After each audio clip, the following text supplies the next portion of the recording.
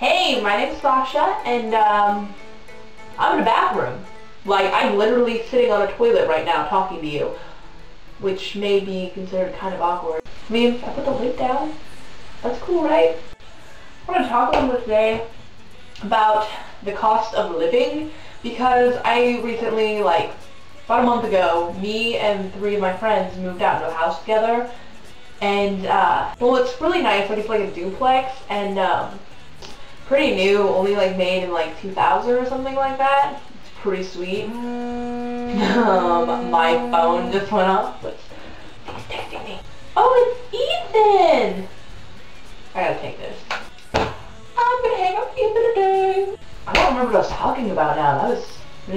Basically, we're living in this duplex, and it's me, 2 of my best friends, and then one of my best friend's husband, who's also a cool guy. Not trying to diss on you, Steven. Just saying, don't really know you that well.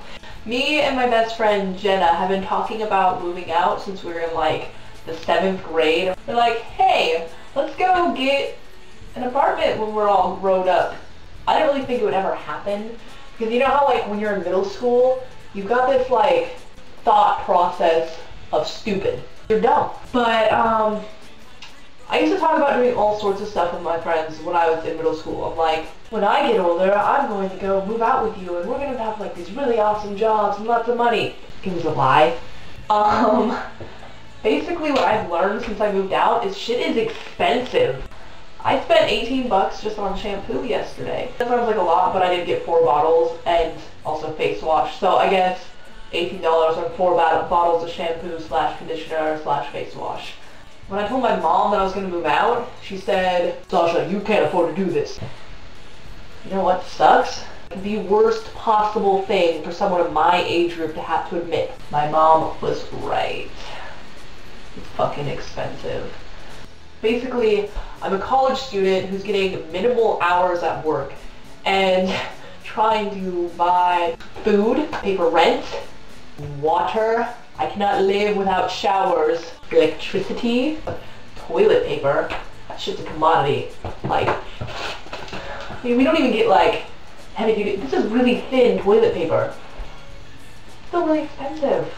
I have to buy my own feminine products, clothes. Did I say food? I'm pretty sure I did, but let me emphasize food. We have to buy our own internet, our own TV.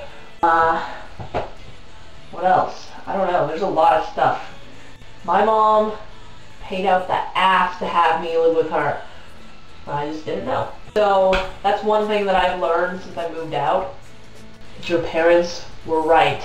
Anyways, another thing that I wanted to talk about, and I was thinking about this today, like, I was on Twitter, and I used to have a Twitter account like a long time ago. I made it when Twitter was just like kind of starting, and not a lot of people had it yet.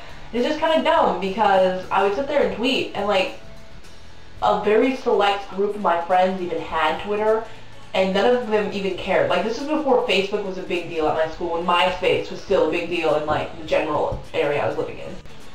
Twitter wasn't fun. So I ended up deleting my account probably like, I want to say like at least 8 or 9 months ago. I'm not sure though.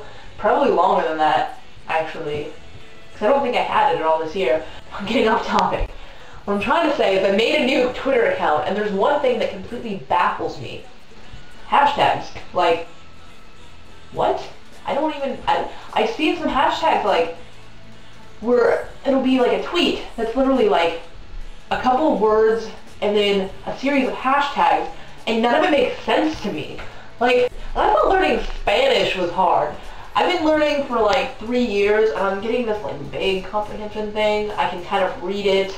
I can kind of understand it when people are talking to me. If you talk to me in hashtags, I can guarantee I'm not going to understand a word you're saying. But really, like, that's a college class. That would be awesome. Hashtags 101.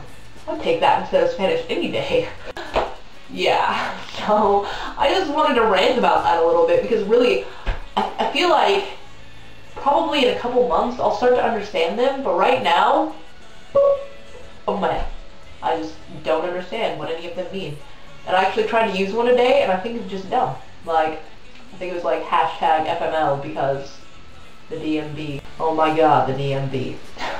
Last week I had to go to the DMV again and take a driver's test again, and I failed it again. There's nothing more demeaning than failing a driver's test, but it's even worse when it's the second time you've done it. I was so pissed off when I found out that I failed it again, and I was like in there like crying and just like, oh my god, I failed it again. I'm never gonna get my license. Oh my god, why? And then I realized environmentally friendly, like I can't use gas to kill the planet when I can't drive, right? But basically when I was doing the test, there was just like everything was going wrong. My mom bought me this truck. Like it's old, but it's new. Like it's new old. Like there's not that many miles on it. It's an old model, but it's like got like, I mean really for a used car, like no miles. When I was taking my test, it was literally the second time I'd driven this truck ever. Because she just got it not that long ago. We pull out of the DMV, and we're like driving along, you know, minding our own little business here, and then the first time I took the test, my instructor goes, turn left at the stoplight. This time it was turn right at the stoplight, and I immediately was like, wait a minute, what? I don't do well with change. Of course, like I'm turning right, and it's not a big deal, but I made it a big deal because I'm I don't know, I'm obsessive compulsive or something, I don't know. But I was freaking out, so I was like, oh no, this is a different route, this is not what I was planning. What do I do? Oh my god, So we go right, no big deal, kind of go in this little residential place, but there came this point where she said, turn right at the next street. Really easy instructions to follow. Like, that's what you think, right?